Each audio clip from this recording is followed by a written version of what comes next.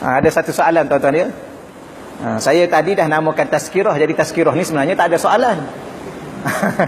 Tak adalah, insya-Allah. Terima kasih Tuan Haji ya. Satu persoalan.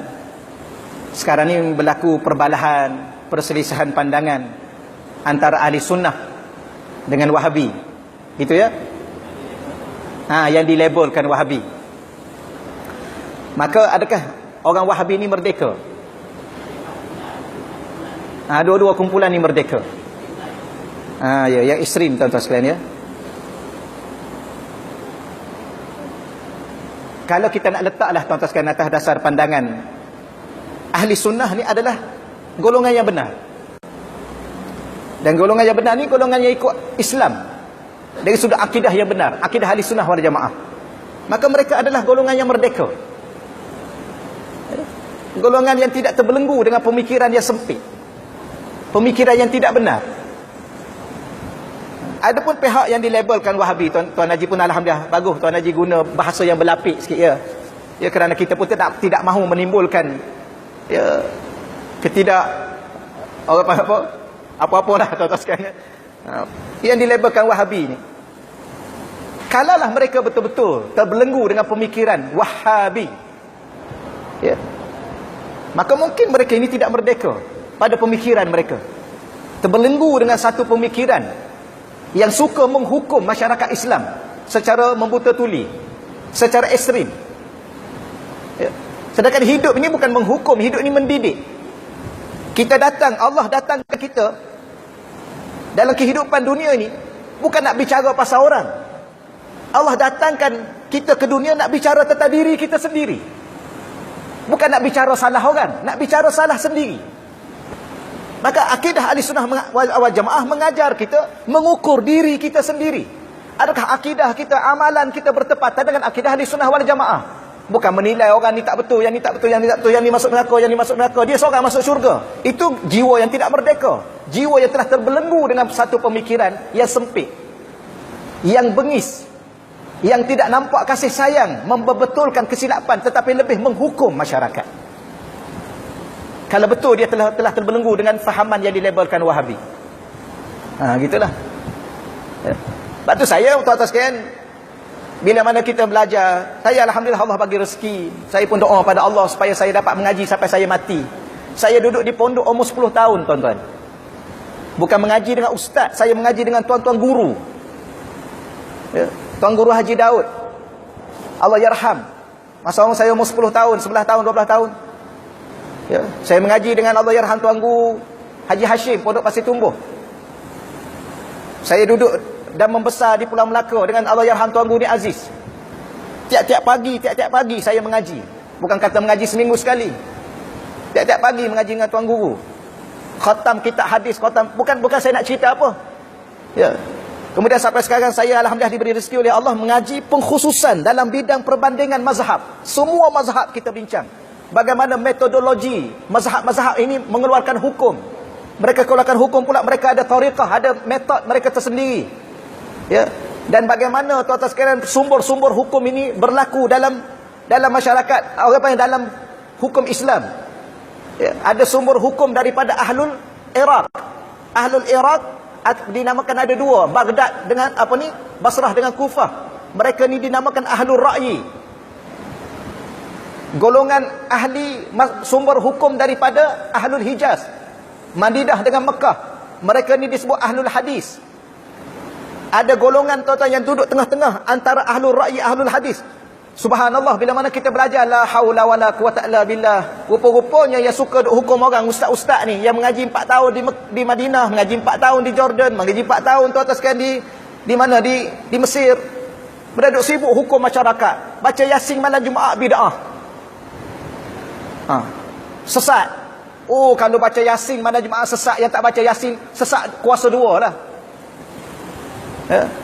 Tahlil sesat, tahlil bid'ah. Sempit pemikiran. Mengaji di mana? Ya. Sebab tu sekarang saya mudah. Dulu saya jawab panjang, sekarang saya nak jawab mudah. Apa hukum baca Yasin malam Jumaat? Sunat. Sunat baca Yasin malam Jumaat. Surah Kahfi sunat juga. Kenapa? Sebab Yasin tu Quran. Yasin tu Quran. Apa hukum baca Quran? Hukum baca Quran asalnya sunat. Surah apa baca sunat? Baca surah Yasin sunat, surah Kahfi sunat, surah Baqarah sunat, surah Luqman sunat, surah Ali Imran sunat. Baca bila sunat? Baca pagi sunat, tengah hari sunat, malam sunat, petang sunat. Baca hari apa sunat? Hari Jumaat sunat, malam Jumaat sunat, hari Rabu sunat, malam Rabu sunat. Baca Quran tu sunat. Apa masalah? Habis baca Yasin malam Jumaat sunat. Baca berapa kali? Baca sekali sunat, baca 2 kali sunat. Baca 3 kali sunat. Masalahnya ustaz, dia kata dia dah tentukan hari Jumaat. Siapa yang tentu? Dia yang tentu, kita tak tentu pun. Kita baca Yasin malam Jumaat, lepas tu balik rumah kita baca lagi surah Kahfi. Dia tahu ke? Ya, dia duk hukum kita tu. Sempit pemikiran tuan-tuan. Kerjanya ialah nak humpan masyarakat awam dalam neraka. Tu yang kerja dia. Baca Yasin malam Jumaat, bid'ah sesat masuk neraka. Mudah nak humban orang dalam neraka. Dia seorang masuk syurga. Inilah ustaz-ustaz yang berfahaman, yang dilabelkan Wahabi. Sempit pemikiran dia. Bukan nak didik masyarakat. Dan dia kata baca Yasin, baca Kahfi malam Jumaat. Nabi tak suruh pun baca surah Kahfi malam Jumaat. Nabi suruh baca hari Jumaat. Malam pun boleh, siang pun boleh, petang pun boleh, malam pun boleh. Bukan semestinya malam tu kena baca Kahfi. Malam Jumaat nak baca Inna A'tayna boleh ke tak boleh? Bid'ah. Nabi tak baca. Ikut kita lah nak baca surah apa pun. Habis yang masjid buat program tu, masjid ni tuan-tuan, dia kena ada uslubud dakwah, kaedah dakwah. Nak suruh masyarakat baca Quran. Pilihlah malam besok Jumaat ni Yasin ustaz. Minggu depan surah Ali Imran. Panjang sikit, biar tinggal seorang ustaz. Alah tuan-tuan, orang-orang masjid ni bijak jugalah. Bijak. Masyarakat awam bijak juga. Mereka bukannya bodoh. Ingat kita nak hentam begitu-gitu. Tak ada. Tahlil sunat. Buat tahlil sunat. Iyalah, tahlil tu apa? Tahlil tu la ilaha illallah. Tahlil tu ringkasan la ilaha illallah. La ilaha illallah tu apa? La ilaha illallah tu afdaluz zikri. Seafdal zikir. Maka buat majlis zikir.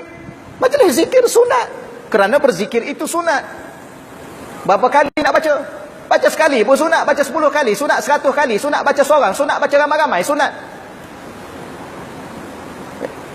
Mana dalil?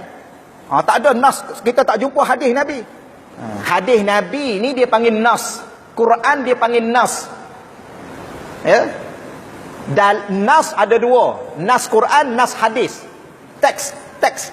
Daripada nas keluar dalil. Dalil banyak.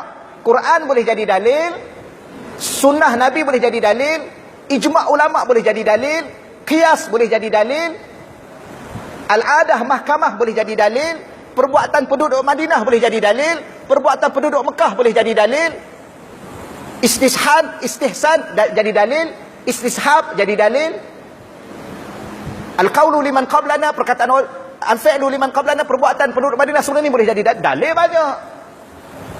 Saya tak jumpa hadis. Engkau yang tak jumpa hadis, orang lain dah lama dah jumpa.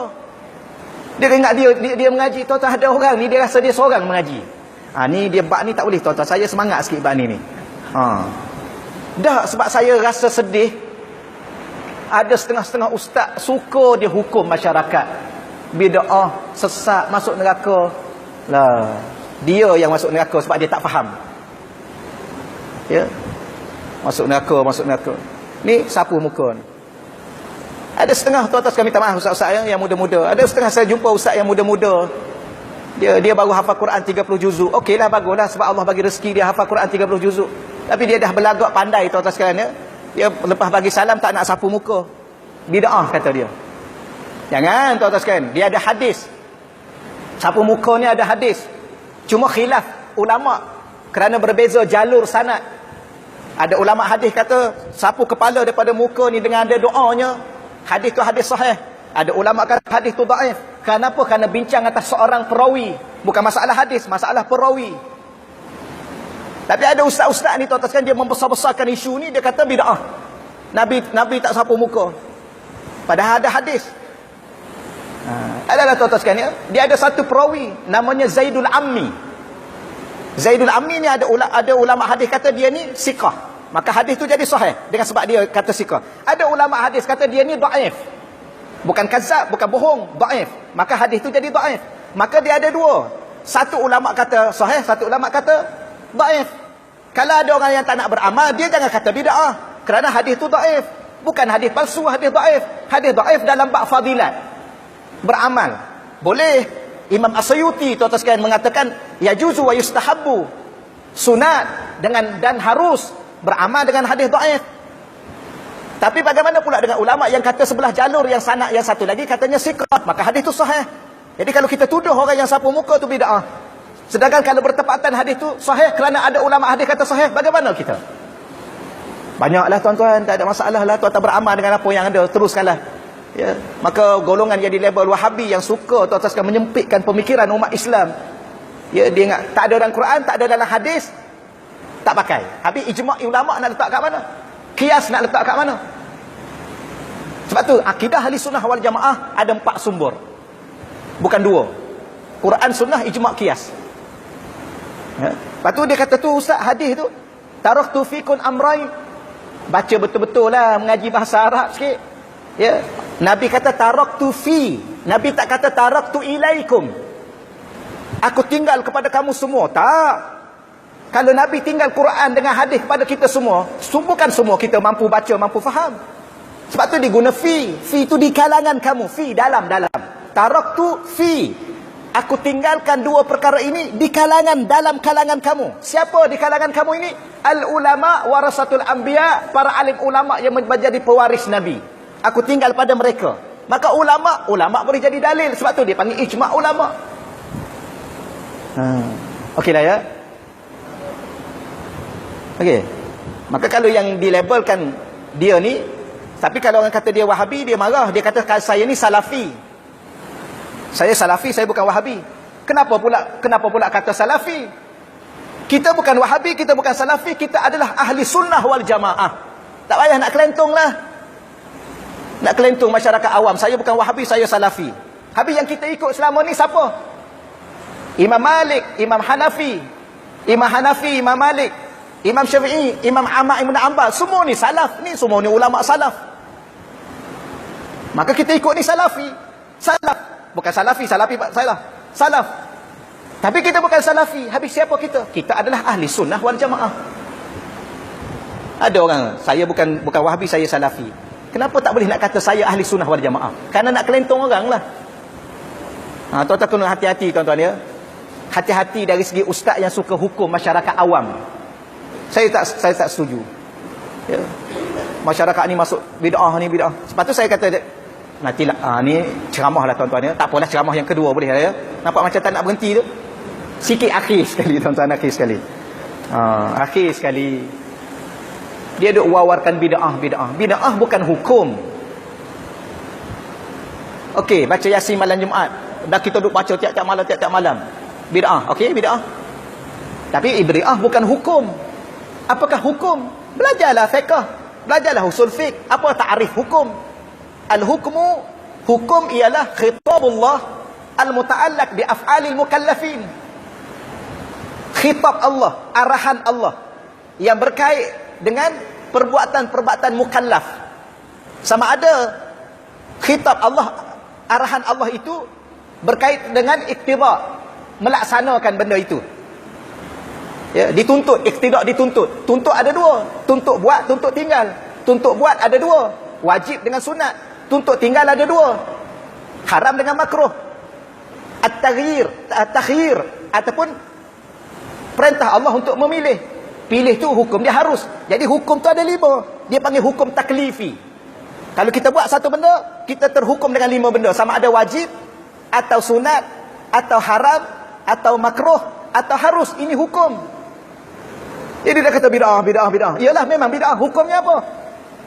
Contoh baca Yasin malam Jumaat. Okey, kalau hantar kata bid'ah, saya baca juga Yasin malam Jumaat. Apa hukum? Saya nak baca juga. Apa hukum? Masyarakat kita baca juga. Apa hukum? Dia kata hukumnya bid'ah lah. Bid'ah tu amalan, bukan hukum. Okey, amalan tu apa? Amalan tu haram. Mana dalil haram? Quran kata haram, hadis kata haram, mana? Dia pun tak boleh, tuan-tuan sekalian. Bid'ah bukan hukum. Bid'ah tu adalah amalan. Amalan kena ada hukum. Apakah amalan tu wajib? Adakah amalan tu sunat? Adakah amalan tu haram? Dia kelentung masyarakat, tuan-tuan sekalian. Yang ni yang kata pemikiran dia tak merdeka, terbelenggu dengan kesempitan pemikiran dia sendiri. Dia rasa dia alim, tapi dia rasa dia tidak, tuan-tuan sekalian. Sebenarnya kita tak ada seorang pun yang alim. Alimkah kita? Tak alim kita, tuan-tuan. Sebab itulah ulama makin tinggi ilmu dia, makin rendah diri dia. Apabila dia rendah diri, dia rasa dia seorang tak selamat, dia masuk neraka, yang orang lain semua masuk syurga. Tiba-tiba ada orang ni, dia rasa dia alim, dia seorang masuk syurga, yang lain semua masuk neraka. Ni bukan ni, tuan-tuan. Ni bukan ni. Tuan-tuan jangan ikut ustaz-ustaz yang macam ni. Kemudian kullu bid'ah. Kullu bid'ah. Mengajilah bahasa Arab. Kullu dalam bahasa Arab tidak makna semua. Ada waktu dengan makna kulli, ada waktu kullu bermakna juz'i, ada waktu kullu bermakna jami', ada waktu kullu bermakna majmu'. Banyaklah, tuan-tuan. Okeylah ya, okeylah tu ya.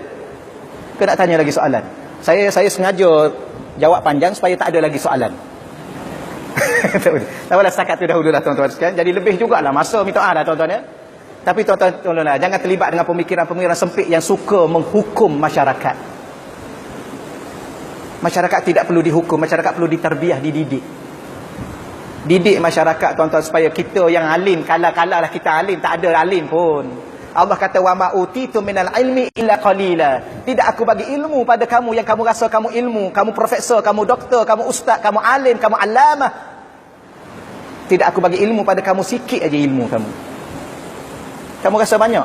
Dengan sebab banyak itulah kamu suka hukum orang ni. Tak, sikit aja ilmu kamu. Hatta diri kamu pun kamu tak tahu ke mana kamu nak mati. Bila kamu nak mati. Kamu duk sibuk hukum orang masuk neraka, masuk syurga. Itulah, tuan-tuan. Okeylah ya. Kita tak nak berhenti.